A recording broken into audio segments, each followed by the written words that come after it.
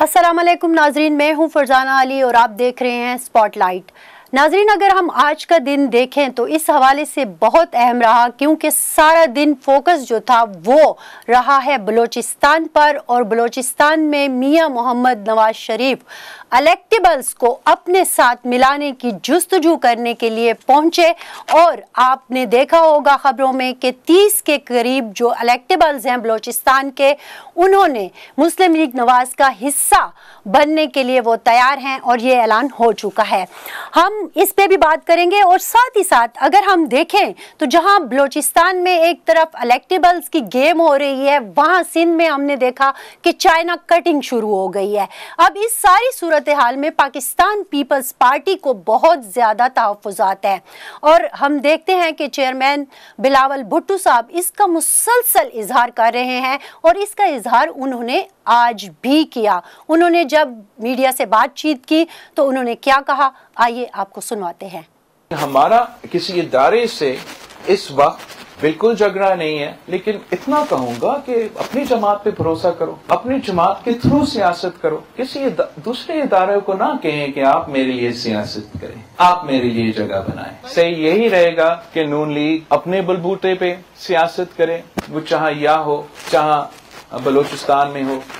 दूसरी तरफ हम ये भी देखते हैं कि हमारे सामने एक और सूरत हाल भी आई है कि जब पश्तूनख्वा मिली अवामी पार्टी के चेयरमैन महमूद खान अचकजई ने लोरालाई में एक वर्कर कन्वेंशन से खिताब किया, और उन्होंने कहा कि आईनी असूलों को बरकरार रखने के लिए उन्होंने इसकी अहमियत पर जोर दिया, और साथ ही कहा कि इनकी पार्टी साबिक वजीर आजम नवाज शरीफ साहब के साथ इस वक्त तक इत्तेहाद करेगी जब तक वो आइन की बालादस्ती, पार्लियामेंट की खुद मुख्तारी और वफाक की पासदारी करते रहेंगे।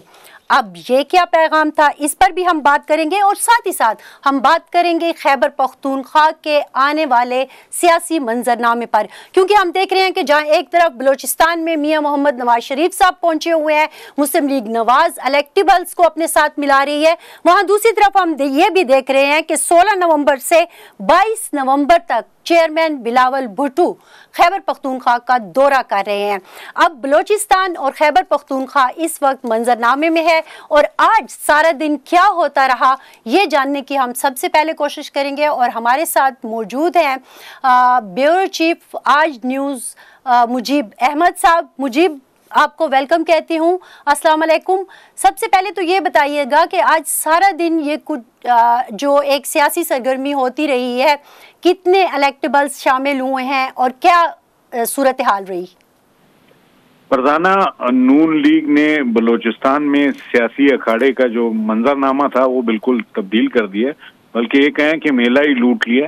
तमाम जो बिलखुसूस इलेक्टेबल्स थे उनकी शमूलियत हो गई है मुस्लिम लीग नून में। 30 के करीब ये शख्सियात हैं।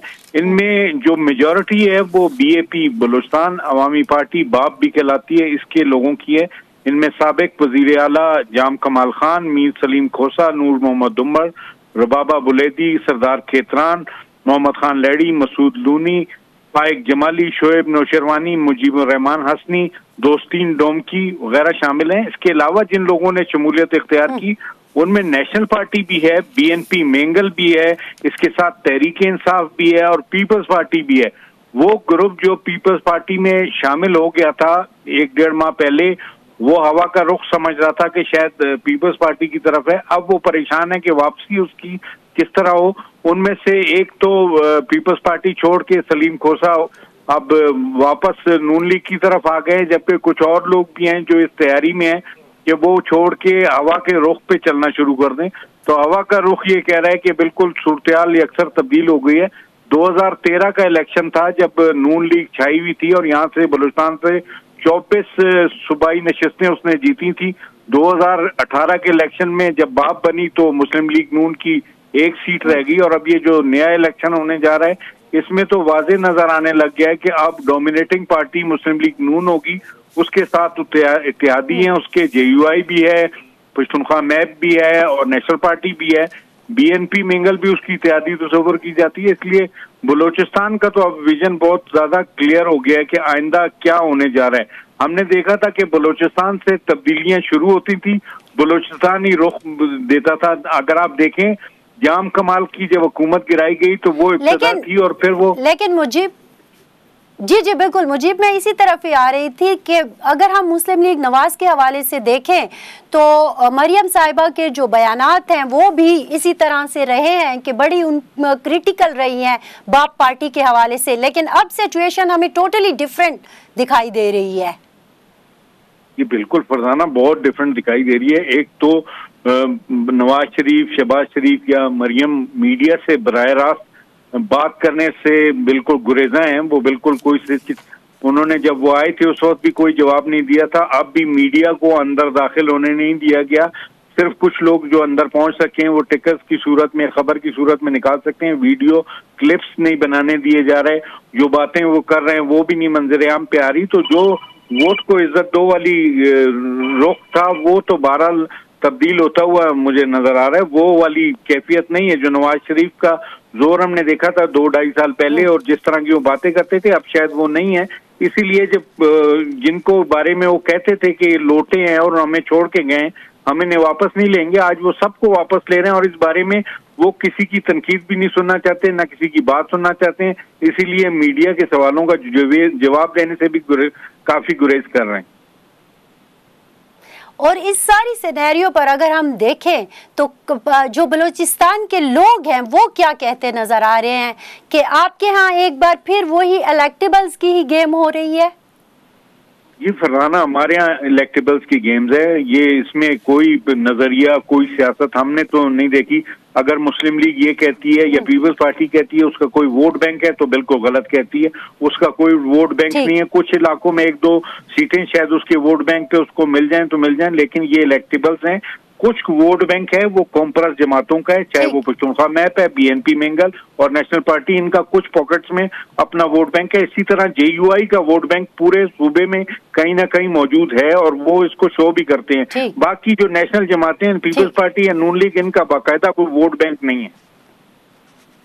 ठीक है, बहुत शुक्रिया मुजीब, आपने हमें सारी सूरत हाल से आगाह किया। हम यहाँ पर एक ब्रेक लेंगे और ब्रेक से जब वापस आएंगे तो हमारे साथ हमारे 3 मेहमान होंगे जिनसे हम बात करेंगे। ये Pakistan federal union of journalist के साबिक सदर शहजादा जुल्फ़कार साहब होंगे। इसके अलावा पाकिस्तान तहरीक इंसाफ के रहनुमा बैरिस्टर मोहम्मद अली सैफ होंगे और पाकिस्तान पीपल्स पार्टी की रहनुमा सेनेटर रुबीना खालिद होंगी। यहाँ पर ब्रेक लेते हैं, ब्रेक के बाद वापस आएंगे और अपने प्रोग्राम के सिलसिले को आगे बढ़ाएंगे। वेलकम बैक नाजरीन। जैसे कि ब्रेक पर जाने से पहले हमने बात की कि हम बात करेंगे आज के अहम इश्यूज पर और ख़ुसूसन हमारा फोकस रहेगा बलूचिस्तान और खैबर पख्तूनख्वा पर, 2 ऐसे सूबे जो अक्सर हम शिकायत करते हैं यहाँ के सूबे के लोग कि हम निगलेक्ट हो जाते हैं, लेकिन आज के दिन की अगर हम बात करें तो ये दोनों सूबे बहुत अहम समझे जा रहे हैं और उसकी वजह मैंने आपको बता दी। और उसी पर बात करने के लिए हमारे साथ मौजूद हैं Pakistan federal union of journalist के साबिक सदर शहजादा जुल्फ़कार और पाकिस्तान तहरीक इंसाफ के रहनुमा बैरिस्टर मोहम्मद अली सैफ साहब। मोहम्मद अली सैफ साहब, आपकी इजाज़त से, चूँकि इस वक्त महफिल लगी हुई है बलूचिस्तान में और बलूचिस्तान में इलेक्टेबल्स क्या देखें तो एक मैदान सा सजा हुआ है और उसमें सिलेक्शन हो रही है, क्या हो रहा है, इस हवाले से हम बात करना चाहेंगे शहजादा जुल्फ़कार साहब से। शहजादा जुल्फ़कार साहब, ये जो आज हो रहा है आपके बलूचिस्तान में, अगर इसके हम माजी को देखें तो मुस्लिम लीग नून को तो बड़ी शिकायतें रही हैं और बाप पार्टी के हवाले से उनका बड़ा सख्त मौक़िफ़ रहा है, लेकिन आज हम देखते हैं तो इस महफिल में वही चेहरे मौजूद हैं जिनसे उनको शिकायतें रही हैं। तो ये क्या है? क्या ये कोई सियासी मसलहत है या कोई नया मंजरनामा बनने जा रहा है? देखिए फरजाना अली, आप इस फिक्रे को मैं दोहराता हूं जो बड़ा वो है परवेज रशीद साहब मेरे साथ प्रोग्राम में थे कल एक टॉक शो में, और उनसे जब किसी ने सवाल किया तो उसने कहा कि देखें उस वक्त ये हमें छोड़ के गए थे या छुड़वाए गए थे, तो बहरहाल हमारे दिल में बड़ी जगह है और हम बहुत दिल बड़ा करते हैं। तो मेरे ख्याल में इस वक्त दोनों को एक दूसरे की ज़रूरत है, जब दोनों की जरूरत होती है, जब इंटरेस्ट, आप पूरे पॉलिटिकल सिनेरियो को देख लें, जब दो पॉलिटिकल पार्टीज की एक दूसरे के इंटरेस्ट को वो सर्व कर रहे हों तो बड़े शीर शकर होते हैं। बड़ी पार्टियां भी आप देख लें, पीडीएम में आप देखें तो उस वक्त एक पार्टी के खिलाफ सब इकट्ठे थे और शीर शकर थे। फिर बाद में उससे पहले पीडीएम में आने से, पीडीएम की हुकूमत से पहले बहुत उनके जो है तुंद और तेज एक बयानात एक दूसरे के खिलाफ दे रहे थे। ऐसा लगता था कि जैसे उनको सब याद आ गया था, माजी में इस पार्टी ने ये किया, सब कुछ वो भुला गए और पीडीएम में शामिल हुए। और उसके बाद अब थोड़ी सी शिकायत हो रही है उन दोनों को एक दूसरे के साथ। तो ये जो इलेक्टेबल्स हैं बाप के, ये उनको छोड़ के चले गए थे, नई पार्टी उन्होंने बनाई, एक बयानिया बनाने की कोशिश की कि हमारे फैसले इस्लामाबाद में होते हैं या दूसरे शहरों में होते हैं, वो हम पहली दफा एक ऐसी पार्टी बनाने जा रहे हैं जिनका फैसला यही हो, बलूचिस्तान के लोगों का फैसला, उनकी किस्मत का फैसला यही क्वेटा में हो। वो उनका बयानिया था। अब शायद उनके लोग खुद कहते हैं कि बाप का जो एक्सपीरियंस था वो बड़ा गलत रहा, क्योंकि कोई किसी को मानने के लिए तैयार नहीं, कोई बड़ा मौजूद ही नहीं था। अब जो सेंट्रल लीडरशिप होती है तो वो बहुत से शॉक ऑब्जर्वर की तरह काम करती है और उनके कंट्रोल में बहुत से लोग होते हैं। बाप के उसमें बिल्कुल वो एक दूसरे के खिलाफ थे, मादर पिदर आजाद, और कभी चीफ मिनिस्टर के खिलाफ, कभी पार्टी सदर के खिलाफ, कभी किसके खिलाफ। तो ये एक मुझे लगता है कि अब दोनों का इंटरेस्ट सर्व कर रहे हैं। जी शहजादा जुल्फिकार, वैसे एक बात अगर मैं आपसे पूछूं, एक ज़िमनी सा क्वेश्चन बीच में आता है, क्योंकि एक पूरी तारीख है बलूचिस्तान की और बलूचिस्तान के सियासतदानों की। देखा जाए तो एक बदकिस्मत सूबा जो है वो, मुझे कभी कभी अपनी ज़ाती राय में अगर आपको दूं तो लगता है, और जब हम बलूचिस्तान के लोगों से भी बात कर रहे होते हैं तो उनको लगता है कि वाकई आपके लोग होते हैं। देखें, ये बदकिस्मती है, सियासत में बहुत ज्यादा जो है वो गिरावट आ गया है। आप उसको अगर देखें, ये 85 से, उससे पहले 85 से पहले जो पॉलिटिकल पार्टीज थी उन्होंने बड़ी जद्दोजहद की और उन पर बहुत जो है वो फिजिकली उन्होंने टॉर्चर सहे हैं, मेंटली टॉर्चर सहे हैं, जेलों का रुख किया। और पॉलिटिकल पार्टीज और उनके लीडरों का आगाज ही होता था कि जब तक उसका तुर्रा इम्तियाज होता था, जब तक वो जो है वो मुश्किलात में ना जाएं, और अपोजिशन को हमेशा वो फख्र समझते थे, गवर्नमेंट में जाना, आसाइशें लेना, सारा कुछ। लेकिन 85 के बाद जो है वो मरूम जो ज़िया-उल हक साहब हैं वो एक ऐसी बुनियाद डाल गए हैं। एक तो पॉलिटिकल पार्टीज और जो इलेक्टेड लोग हैं उनको वो पैसे देना शुरू कर दिया उन्होंने फंड के नाम पर और मराते हैं। उसके बाद ये चीजें चेंज हुई और उसके बाद फिर एकदम ये आता है, तमाम पार्टियां पावर कॉरिडोर में जाना पसंद करती हैं, अपोजिशन में बैठने को घाटे का सौदा समझती हैं, और उसके बाद जेल में जाना जो है वो गुनाह समझती हैं कि जेल में जाना तो इस तरह है जैसे आपको फांसी पर चढ़ा देंगे। जी आपने कहा कि पार्टियां जो हैं इलेक्टेबल्स और ये सारी गेम के आप हुकूमत में हो। मोहम्मद अली सैफ साहब हमारे साथ हैं, अभी हुकूमत से निकले हैं। अगर आप देखें तो जो सारा कुछ हुआ वो सबके सामने है। सैफ साहब, क्या आप इन चीज़ों पे बिलीव करते हैं कि इलेक्टेबल्स का होना बहुत ज़रूरी है? पावर कॉरिडोर्स की जो कहानी है वो अलहदा है। अभी हम देखते हैं कि कुछ अर्सा पहले पाकिस्तान पीपल्स पार्टी, पाकिस्तान मुस्लिम लीग नवाज शेरो शकर थे, आप देखते हैं एक दूसरे के खिलाफ बयानात दे रहे हैं। तो ये इस सिनेरियो में आप क्या देख रहे हैं कि ये क्या हो रहा है, क्यों सियासी पार्टियां ऐसा कर रही होती हैं? देखें, सियासी पार्टियां जो हैं वो किसी भी सोसाइटी में माशरे की जो समाजी, माशरती और माशी जो हकायक हैं, जो रिश्ते हैं, उनकी अक्कासी करती हैं। जैसे माशरा होगा उस तरह की सियासी पार्टियां होंगी और उसी तरह की सियासत होगी उस मुल्क में या उस माशरे में। बलूचिस्तान की अभी आप बात कर रही थी, तो बलूचिस्तान के जो पॉलिटिकल डायनामिक्स हैं, ये जो इलेक्टेबल्स की सियासत है, ये इसलिए हो रही है कि हमारा जो समाजी और जो एक माशरती एक रिश्ते हैं आपस में, सोसाइटी जिस तरह से बनी है उसमें इसी तरह की सियासत होती है कि जो कबीले का या अपने इलाके का बारसूख आदमी होगा, बासर आदमी होगा, खानदानी लिहाज से बड़ा आदमी होगा, पैसे के लिहाज से ताकतवर होगा तो वही लीड करेगा और उसी को ही लोग फिर वोट भी देते हैं और वही वोट जो है वो चूंकि एक इलेक्टेबल बन जाता है तो सियासी पार्टियों के लिए भी वो जरूरत बन जाती है। अब देखें बलूचिस्तान में कई पार्टियां हैं, कौम परस्त पार्टियां भी हैं, नजरियाती पार्टियां भी हैं, दीनी पार्टियां भी हैं, मजहबी, लेकिन उसके बावजूद और उनके सबके बहुत ज्यादा वर्कर्स भी हैं, हजारों की तादाद में हर पार्टी के वर्कर हैं, लेकिन सियासत वहां पर हर पार्टी की उन चंद अफराद पर ही मुनहसिर है। अगर वो अफराद ना हो, उनको वो पार्टियां टिकट ना दें तो वो पार्टी जो है वो इलेक्शन नहीं जीत सकते। इसका मतलब यही है कि वहां की जो सोशियो पॉलिटिकल और सोशियो इकोनॉमिक डायनेमिक्स हैं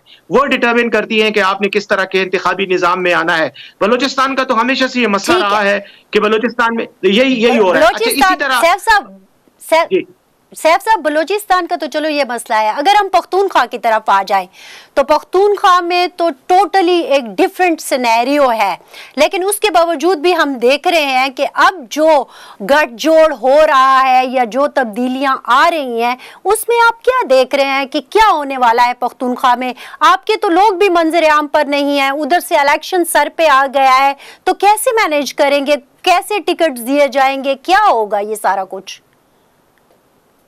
जगह हमारी तो यकीनन सूरत हाल ऐसी ही है जैसे आपने बयान की है कि हमारे लीडरशिप जो है वो या तो रोपोश है या जेलों में है और हमारे वर्कर्स के खिलाफ भी कानूनी कार्रवाइयां हो रही हैं, छापे पड़ रहे हैं, उनको सियासी सरगर्मी की भी इजाजत नहीं है और हमें तो छोटे छोटे जलसों के लिए या छोटे छोटे मुजाहिरों के लिए भी अदालतों से जाकर हुक्मनामे लेने पड़ते हैं और अदालतों के हुक्मनामों के बावजूद, इजाजतनामों के बावजूद डिप्टी कमिश्नर जो है वो एक नोटिफिकेशन जारी करके अदालत की खिलाफ वर्जी भी करता है और हमारे प्रोग्राम जो है वो नहीं होने देता। ये तो वहां का एक तरीकाकार बना हुआ है, लेकिन इसके बावजूद हम चूंकि टिकटों की तकसीम, बहरहाल इलेक्शन में तो जाना है ना, तो टिकटों की तकसीम के हवाले से आपने कुछ सोचा, कोई कमेटी बनाई, क्या होगा? बहरहाल मामले को तो आपने लेके चलना है, इलेक्शन तो लड़ना है ना। जी, यही बात करने जा रहा था मैं कि इन तमाम मसाइल के बावजूद हमने इलेक्शन लड़ना है और हमने उस पर कमेटियां भी हैं और हमारे जो कायदीन हैं उन्होंने इसके लिए एक लायहा अमल भी मुरतब किया हुआ है, उस पर हमने काम किया है और इंशाल्लाह जब इंतखाबी शेड्यूल का ऐलान होगा तो हम बिल्कुल हर हल्के से अपने उम्मीदवार भी मैदान में उतारेंगे, टिकट भी एलोकेट करेंगे और इंतखाबी मुहिम में हिस्सा लेने की भी भरपूर कोशिश करेंगे, क्योंकि हमें एक बात का यकीन है कि अल्लाह के फजलो करम से पाकिस्तान में और ख़ास तौर पर खैबर पुख्तूनख्वा में अवाम हमारे साथ है, हमारे बयानिए के साथ है, हमारी सपोर्ट है और हमारी मैं ये समझता हूं कि इंशाल्लाह हम फिर भी इन तमाम तकालीफ और मुश्किलात के बावजूद इंशाल्लाह हम मैदान मारेंगे और हम इंशाल्लाह खैबर पुख्तूनख्वा में बेहतरीन अंदाज में इलेक्शन का रिजल्ट लेंगे। और एक आखिरी पॉइंट ये कहना चाह रहा हूं कि खैबर पुख्तूनख्वा में अल्लाह का फजल है कि इलेक्टेबल्स की सियासत नहीं है, वहां के अवाम आजाद मंच लोग हैं और वो आजाद तरीके से अपनी मर्जी के मुताबिक सियासी इत्तेहाद हो सकता है। किसी के साथ चंद सेकंड है, किसी के साथ सियासी इत्तेहाद हो सकता है। देखिए, ये तो बात की बात है, लेकिन इस वक्त हम इत्तेहाद की बात पे सोच ही नहीं रहे हैं क्योंकि हमें जरूरत नहीं है। लेकिन इलेक्शन आने के बाद, इलेक्शन के करीब आकर फिर हो सकता है अगर जरूरत पड़े तो किसी ना किसी के साथ अंडरस्टैंडिंग बन सकती है, लेकिन मकबूलियत और वोटर के तादाद के हवाले से तो हमें यकीन है कि इंशाल्लाह हम इलेक्शन अपने बलबूते पर जीत सकते हैं। सैफ साहब, यही इसी नुक्ते पर रुक जाइए, हमारे साथ रहिए। यहाँ पर एक मुख्तसर सा ब्रेक लेती हूँ, ब्रेक लेके जब आप वापस आएंगे तो फिर इसी मौजू पर मजीद बात भी करेंगे, क्योंकि पख्तूनख्वा के हवाले से पाकिस्तान पीपल्स पार्टी का बहुत अहम एक सियासी सरगर्मियों का सिलसिला शुरू होने वाला है, उस पर भी बात करेंगे एक वक्फे के बाद। वेलकम बैक नाजरीन। ब्रेक पर जाने से पहले जैसे कि हम गुफ्तगू कर रहे थे मोहम्मद अली सैफ साहब से और शहजादा जुल्फ़कार साहब से, और हमें अभी ज्वाइन किया है सेनेटर रुबीना खालिद साहिबा ने, उनसे भी बात करते हैं। पाकिस्तान पीपल्स पार्टी का बहुत अहम रोल है इस सारी सियासत में अगर आप देखें तो, लेकिन हम देख रहे हैं कि पाकिस्तान पीपल्स पार्टी मुसलसल लेवल प्लेइंग फील्ड ना होने के जो खतरात हैं वो उनका और तहफ़्फ़ुज़ात का इजहार कर रही है और उनको शिकायत है कि उन्हें लेवल प्लेइंग फील्ड नहीं दी जा रही। मुझे याद है कि 2018 में जब चेयरमैन बिलावल भुट्टो खैबर पख्तूनख्वा आए थे तब भी उन्होंने ये बात की थी और आज भी वो हर जगह यही बात कर रहे हैं। हमारे साथ सेनेटर रुबीना खालिद साहिबा मौजूद है। रुबीना साहिबा, 16 नवंबर से 22 नवंबर तक एक बार फिर बिलावल भुट्टो साहब जो हैं वो आ रहे हैं खैबर पख्तूनख्वा के दौरे पर, और पूरा खैबर पख्तूनख्वा तकरीबन उनका है कि वो सियासी सरगर्मियाँ उनकी मुख्तलिफ अजला में रखी गई हैं। ये सारी सिचुएशन, और फिर मैं जैसे कह रही हूँ कि लेवल प्लेइंग फील्ड के ना होने की शिकायत करना भी, तो कैसे देख रहे हैं इस सारी चीज़ों को कि क्या नया करने आ रहे हैं, या बिलावल भुट्टो साहब के इस दौरे से पाकिस्तान पीपल पार्टी खैबर पख्तूनख्वा को क्या मिलने वाला है? देखिए, पहली बात तो ये है फरजाना कि ये दौरा जो बिलावल साहब का, हमारे चेयरमैन साहब का है, वो वर्कर्स कन्वेंशन है जो कि वो अपने वर्कर्स के साथ खिताब करेंगे। ये कोई जलसे नहीं है, ये वर्कर्स कन्वेंशन है मुख्तलिफ अजला में, और क्योंकि वो चाहते हैं कि इलेक्शन से पहले वो अपने वर्कर्स को एतमाद में लें, उनसे बात करें। और जहाँ तक लेवल प्लेइंग फील्ड की आप बात कर रही हैं, बिल्कुल हमारे चेयरमैन ने 2018 में इसका जिक्र किया था, लेकिन आप ये बात शायद मैं आपको याद दिलाऊं कि ये बात जो है वो बीबी शहीद भी कहा करती थी। वो कहा करती थी कि ये स्टोलन इलेक्शन, अगर आपको याद हो तो वो स्टोलन इलेक्शंस की बात करती थी, और वो वही स्टोलन इलेक्शंस थे जो फिर आपने तय दर पे देखे। 2013 का भी जब नताइज आए तो हमें उस पर बहुत सारे तहफ़्फ़ुज़ात थे, और हमारे को चेयरमैन साहब जो हैं आसिफ अली जरदारी साहब, जो कि सदर पाकिस्तान थे, वो ऑन रिकॉर्ड है ये कहने, उन्होंने कहा था उस वक्त कि क्योंकि ये एक जमहूरी अमल है और पहली दफ़ा जो है एक जमहूरी हुकूमत से दूसरी जमहूरी हुकूमत जो भी जैसे भी इलेक्टेड हुई है उसको इख्तियार मुंतकिल हो। शायद लाइन ड्रॉप हुई है रुबीना खालिद साहिबा की। हम मोहम्मद अली सैफ साहब की तरफ बात करते हैं। जैसे कि रुबीना बात कर रही थी सैफ साहब के लेवल प्लेइंग फील्ड जो है उसकी शिकायत पाकिस्तान पीपल्स पार्टी भी कर रही है, और यही शिकायत अब तहरीक इंसाफ भी कर रही है। तो आपको क्या लगता है कि ये क्या हो रहा है? वही चीज़ जो 2018 में कुछ पार्टियां कह रही थी, आज आप भी कह रहे हैं और पाकिस्तान पीपल्स पार्टी भी कह रही है।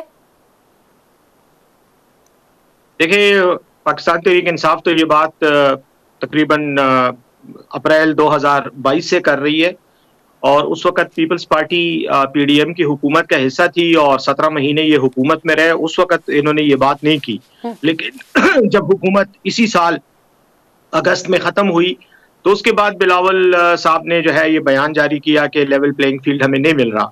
तो यकीनन इस हद तक तो मैं ये कहूँगा कि हमारा तो ये कहना पहले से था, और हम तो पहले से ये कह रहे थे कि हमारे साथ खसूसी रवैया रखा जा रहा है, और हमें ना तो सियासी सरगर्मी की इजाजत दी जा रही है, ना ही हमारे कायदीन को। देखिए सैफ साहब एक मिनट के लिए इंटरप्ट करूंगी। जब ऐवानों में होते हैं लोग, इक़्तिदार के ऐवानों में, तो फिर तो जाहिर है उनको लेवल प्लेइंग फील्ड की फिक्र नहीं होती ना। तो अब आप भी बाहर निकले हैं तो फिर आपने कहना शुरू कर दिया कि लेवल प्लेइंग फील्ड। तो ठीक है, आपकी बात सही है, इसमें तो ये कमेंट करने की आपको जरूरत ही नहीं थी। ये तो वैसे भी एक हकीकत है कि जब इक़्तिदार पे बंदा होता है तो वो मैदान की एक साइड पे खड़ा होता है, और जब इक़्तिदार से निकल आता है तो फिर दूसरी तरफ होता है। लेकिन इस वक्त तो इक़्तिदार में कोई भी नहीं है। सब पार्टियां जो इक़्तिदार में थी वो आज इलेक्शन का जो प्रोसेस है उसमें एंगेज है और वो लड़ रहे हैं इलेक्शन। तो हम यही कह रहे हैं, हम तो इक़्तिदार में अप्रैल 2022 से हम निकल आए थे और अब तक हम इक़्तिदार में नहीं है। तो हम तो इसीलिए कह रहे हैं, और हमारी सिचुएशन तो मेरे ख्याल में पीपल्स पार्टी से या किसी भी और पार्टी से बहुत मुख्तलिफ है। हम तो इस वक्त हुकूमत के किस्म का जबर का मुकाबला कर रहे हैं। हमारी केसेस हैं, हम सियासी सरगर्मियों में ऐसा नहीं ले सकते हमारे लोगों को, और बल्कि आम लोगों को। और अभी थोड़ी देर पहले आपने सवाल भी किया कि इस वक्त तो लोगों को ये हमारे बारे में अंदेशे हैं कि हम शायद इलेक्शन में हिस्सा लेने की पोजीशन में ही ना हो। लेकिन यकीनन हम भी यही बात करेंगे कि लेवल प्लेइंग फील्ड सबको मिलना चाहिए। आवाम को फैसला करने दें कि आवाम किसको इलेक्ट करती है और आवाम किसके डब्बे में अपना वोट डालती है। हमें यकीन है कि अगर साफ और शफाफ इंतखाबात हुए, बिल्कुल यही जमहूरी, बिल्कुल ये जमहूरी हुस्न भी है। हमारे साथ दोबारा रुबीना है। मैं ज़रा उनसे एक और बात भी पूछना चाहूँगी। रुबीना साहिबा, मोहम्मद अली दुरानी साहब का एक बड़ा इम्पोर्टेंट बयान सामने आया है, और उन्होंने कहा है कि मुल्क को बहरानों से, मैं एग्जैक्टली उनके वर्ड्स आपको बता रही हूँ, कि मुल्क को बहरानों से निकालने के लिए मुंतखब कौमी इत्तेहाद की हुकूमत का फार्मूला उन्होंने पेश किया है। आपको लगता है कि ये विस्परिंग क्यों हो रही है और किस तरफ से ये फार्मूला आया है? देखिए, पहले तो मैं बैरिस्टर सैफ मुझसे पहले बात कर रहे थे। जी। तो बैरिस्टर सैफ ने कहा कि उनको तो 2022 से जो है लेवल प्लेइंग फील्ड नहीं मिल रहा, लेकिन मैं उनसे ये कहना चाहूंगी कि वो तो जिस हुकूमत का हिस्सा थे जो 2018 में आई, वो तो जितनी मुतनाज़ा बन चुकी है, और वो 2018 का लेवल प्लेइंग फील्ड जो था वो अब सबके सामने आ गया है। और उस वक्त तो पीपल्स पार्टी कैसे डिमांड कर सकती थी, क्योंकि इलेक्शन का मोड नहीं था। जब इलेक्शन अब आ गए हैं और इलेक्शन में जो है अगर अपॉर्चुनिटी बराबर नहीं दी जाती तो बात तब की जाती है। 2022 में तो इस बात को करने का कोई ना सेंस बनता था, ना कोई वो रीजन था कि हम उसको कहते कि हमें क्यों नहीं दिया जा रहा। अब जो हकायक हैं, जो जमीनी हकायक हैं, वो जो है वो इस बात को हमें नेचुरली जब सिचुएशन में बंदा आता है तब बात करते हैं। कबल इस वक्त वो बंदा नहीं कह देता कि बस शेर आया। जब शेर आएगा तो बंदा बात करेगा कि शेर आ गया है। तो मैं आपसे दूसरा सवाल जो आपने मुझसे पूछा मोहम्मद अली दुरानी साहब के हवाले से, तो आई हैव नो आइडिया कौमी इत्तेहाद की हुकूमत वो किसके बिहाफ पे और किसके कहने पे ये बात कर रहे हैं, क्योंकि उनका जाती तो ना कोई पॉलिटिकल पार्टी है और ना कोई उनका जाती कोई पॉलिटिकल इतना स्ट्रॉन्ग कोई होल्डिंग है कि वो ये बात करें। ये बात जो है लीडरों के करने की है, तो मैं नहीं समझती उन्होंने किस बिहाफ पे और किसके कहने पे ये बात की है। वैसे आपको लगता है कि पाकिस्तान की इस वक्त जो सूरत हाल है उसमें ये आइडिया भी आ सकता है? देखिए, कुछ भी कहना कबल इस वक्त होगा, लेकिन मैं अपने चेयरमैन की बात को फिर दोहराते हुए कहूंगी कि ये इत्तेहाद जो है ये बात की बातें हैं, ये होते हैं हर इलेक्शन का ये एक हिस्सा होते हैं, लेकिन जब तक के बराबर के मौके जो है वो मुयस्सर नहीं होंगे और फ्री और फेयर इलेक्शन की जो है वो इंडिकेशन नहीं होगी, तो ये जो बेचैनी है, ये अनरेस्ट है। और अगर इलेक्शन इस तरीके से कर भी दिया जाता है तो इससे बजाय बेहतरी के अबतरी आने का तो मुझे अंदेशा है, क्योंकि ये इंतशार की तरफ लेके जाएगा मजीद। तो बेहतर है कि वक्त पे जो है इकदाम कर लिए जाएं, वक्त पे जो है वो जो है एक फ्री एंड फेयर इलेक्शन का इनेकाद कराया जाए ताकि अंदेशे लोगों के दूर हो जाए। ठीक, रुबीना साहब, एक और चीज़ जो है मैं आपसे थोड़ी सी पूछना चाहूँगी कि ये आपने कहा कि ये तो सियासी सरगर्मियाँ या जलसे नहीं होंगे, वर्कर कन्वेंशन है जिनके लिए वो आ रहे हैं, बिलावल भुट्टो साहब, चेयरमैन साहब, लेकिन जिस तरह होता है कि साथ ही साथ सियासी सरगर्मियाँ भी जारी होती हैं, तो क्या कुछ इलेक्टेबल्स आपकी भी नज़र में है खैबर पख्तूनख्वा में, या फिर किसी के साथ सियासी इत्तेहाद आप लोग करना चाह रहे हो? देखिए, मैं तो समझती हूँ कि कबल इस वक्त अपने कार्ड किसी को भी शो कर देना जो है कोई बहुत अक्लमंदी की बात नहीं होती। तो जो कार्ड है वो उसको अपने पास रखा जाता है और वक्त आने पे वो कार्ड जो है वो दिखाए जाते हैं। तो जरूर ये सियासी सरगर्मी का ही हिस्सा है उनका यहाँ आना, यहाँ अपने वर्कर्स से बात करना। नहीं, मैंने ये सवाल इसलिए किया कि पाकिस्तान तहरीक इंसाफ से जो लोग जुदा हुए हैं, किसी ज़माने में वो आपका हिस्सा हुआ करते थे, और फिर उस हवाले से अगर हम देखें तो बहुत सारी बातें खुद आसिफ अली जरदारी साहब ने भी कही कि हमारे बहुत सारे लोग जो इस इंस्टीट्यूशन में पढ़ के गए हैं वो बाहर हैं, उनको वापस भी लाया जा सकता है। तो मैं उस तनाजुर में देख रही हूँ कि क्या कोई बड़ा सियासी इत्तेहाद हो सकता है। फरजाना, आप बिल्कुल ठीक कह रही हैं कि जब सुबह का भूला अगर शाम को घर लौटता है तो उसको भूला नहीं कहते। अगर हमारे लोग हैं और गए हुए हैं और वापस उनको आना चाहिए, वापस अपने हमारी जो सफ़े हैं उसमें शामिल होना चाहेंगे तो हम उनको मोस्ट वेलकम करेंगे। ठीक है सैफ साहब, एक सवाल आपसे भी मुझे करना है। मैं देख रही थी कि साबिक वफाकी वजीर फैसल वाडा साहब ने एक बड़ी अजीब सी बात की है। उन्होंने ये दावा किया है कि नवाज शरीफ साहब की क़यादत में आने वाली हुकूमत के लिए अपनी मुद्दत पूरी करना मुश्किल होगा, और उन्होंने ये पेशनगोई की है कि नवाज शरीफ साहब की क़यादत में हुकूमत सिर्फ 1 साल चलेगी। आपको क्या लगता है कि ये बहरान पे बहरान, इतना इलेक्शन का सरदर्द, ये सारा कुछ होगा और फिर 1 साल? वाडा साहब के इस बयान को आप कैसे देखते हैं?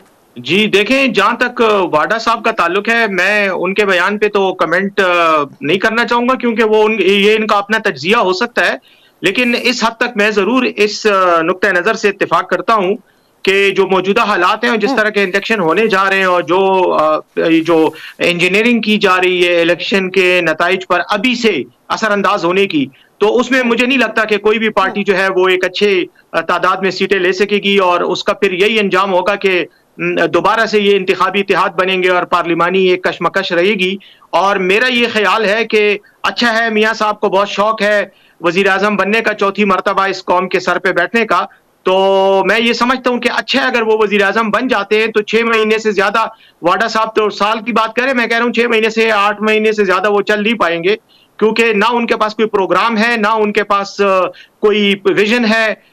एक ही प्रोग्राम है जो पहले भी था, लूट मार प्रोग्राम, तो उसकी अब कौमी खजाने में सिकत नहीं रही। तो मैं ये समझता हूं कि यकीनन कोई भी हुकूमत आएगी तो वो एक अफरा तफरी की हालत में होगी, कमजोर हुकूमत होगी, और शायद ज्यादा अरसा चल ना सके, 5 साल की मुद्दत शायद पूरी ना कर सके। तो क्या मोहम्मद अली दुरानी साहब का जो एक पॉइंट ऑफ व्यू है कौमी इत्तेहाद की हुकूमत, तो आपको लगता है कि पाकिस्तान का जो मौजूदा सिनेरियो है इसमें इस तरफ भी जाया जा सकता है, या ये बेहतर हल होगा अगर इलेक्शन के ऊपर आप लोग इस तरह सवाल उठा रहे हैं? तो जी, मोहम्मद अली दुरानी साहब एक बहुत जीरक, होशियार और समझदार इंसान है, और सियासत में उनका बहुत तजुर्बा है, बहुत नजर है उनकी। मैं उनकी बात की कदर करता हूं, लेकिन मैं ये जरूर साथ कहूंगा कि इस तरह के फार्मूले तो यकीनन पेश करना, दुरानी साहब ने पहले भी इस तरह के कई तरीके या फार्मूले पेश किए हैं, लेकिन इशू ये है कि क्या हमारी जो सियासी क़यादत है और खासतौर पर हमारी जो पार्टियों की लीडरशिप है, जो कि ज्यादातर खानदानी पार्टियां हैं, क्या उनको ये चीज सूट करती है? मेरे ख्याल में इस तरह की चीजें कौम को तो शायद सूट करें, क्योंकि कौम के तो शायद मसाइल हल हो जाएं, क्योंकि जब कन्फ्रंटेशन पार्टियों में नहीं होगी तो यकीनन कौमी तरक्की के लिए सोचा जाएगा और इकदाम किए जाएंगे। लेकिन सियासी पार्टियों को जो मौजूदा है उनको सूट नहीं करेगी ये चीज, वो हमेशा से अपने हाथ में। आपकी पार्टी को सूट करती है यार फरजाना? पाकिस्तान तहरीक इंसाफ को सूट करती है? ये सवाल मैं आपको इसका जवाब इस टॉक शो में इसलिए नहीं दे सकता कि अभी तो मैंने आपके मुंह से ये फार्मूला सुना है, तो मैं कैसे कह सकता हूँ कि पीटीआई को सूट करेगा या नहीं, वो तो पीटीआई का अपना फैसला होगा। लेकिन मैं ये समझता हूँ कि इस तरह के फार्मूले जब आते हैं तो उनको जरूर करना चाहिए। नहीं सैफ साहब, जी बिल्कुल यही मैं आपसे पूछना चाह रही। आपने कहा कि एक तो सियासी पार्टियों की सियासत है, ठीक है, फिर दूसरा आपने कहा कि इस वक्त जो मुल्क और कौम की जरूरत है, तो आपको लगता है कि ये आइडिया अच्छा है। तो मैं इसीलिए आपसे ये सवाल कर रही थी कि अगर आपकी पार्टी के पास ये आइडिया आता है, आप सामने रखा जाता है, तो तहरीक इंसाफ का क्या मौक़िफ़ होगा? तो वो फिर तहरीक इंसाफ इस पे गौर करने के बाद अपना मौक़िफ़ देगी ना, वो अभी तो हुआ नहीं है, तो इसलिए मैं इसके बारे में कोई राय नहीं दे सकता। बहरहाल सैफ साहब, आपका बहुत शुक्रिया। प्रोग्राम का वक्त चूंकि ख़त्म हो गया है, शहजादा जुल्फ़िकार साहब भी हमारे साथ थे, सेनेटर रुबीना खालिद साहिबा भी हमारे साथ थी, और मौजू यही था कि जैसे कि हमने बात की, 2 छोटे सूबे बलोचिस्तान और खैबर पख्तूनख्वा, और फिर उसका आगे का सियासी मंजरनामा, और फिर उनसे ताल्लुक़ रखने वाले या यहाँ पर सियासत करने वाले सियासतदानों के तहफ़्फ़ुज़ात, ये सारे के सारे हमने आपके सामने रखे। इलेक्टेबल्स का खेल है, आवाम के हवाले से सियासतदान क्या सोचते हैं। मोहम्मद अली सैफ साहब ने बड़ी एक अच्छी बात की है, कौम का एक मफाद है और एक सियासतदानों की जो सूरत हाल है वो सारी हमने आपके सामने रखी। हमारी तरफ से इतना ही। फरजाना अली को दीजिए इजाज़त। अल्लाह हाफिज़।